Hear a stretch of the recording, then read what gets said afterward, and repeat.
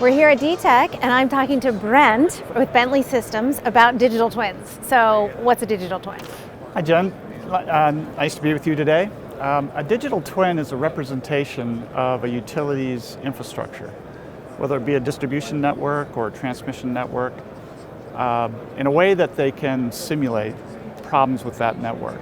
And what's becoming disruptive for these utilities are DER resources, they're called, distributed energy resources. So solar, wind, batteries, electric cars, and the impact on the grid. And so having a digital representation of their grid allows them to run these studies in a quicker, more efficient fashion than they have in the past. In the past, utility networks were pretty static. There wasn't a lot of change going on. But today there's a lot of rapid change that utilities are struggling with to keep up with. Yeah, for sure. So what are some of the issues that a digital twin is helping utilities address? I mean, let's talk a little bit more about those DERs. So one of the big ones we see with some of these utilities is storms. When a storm comes through and we're seeing storm intensity increase, it tears apart the grid, and luckily utilities come in with armies of trucks to repair it as quickly as they can. After they're done, though, they really don't know what they have. It's electrically probably correct, but they lack of what specifics are with that grid now that we used to have. In addition to that, if we can help them build a digital twin of their environment, they can figure out how can we split up our grid to reduce the impacts of storms. So for instance, some of these utilities will microgrid big sections of their utility and take a load off of their main transmission sources in the case of storms.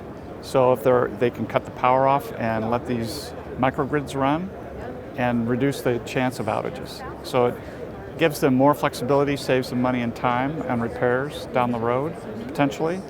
And also, again, allows them to figure out, where do I put these energy resources? Where would they best fit electrically? And geographically, do I have space for a generator or a solar panel farm or whatever? So it allows them to do a lot of what-if studies that they weren't able to do in the past with their grid. Right, and so that's really the benefit. So once they have the digital twin, they run the what-if studies, they can microgrid. Any other?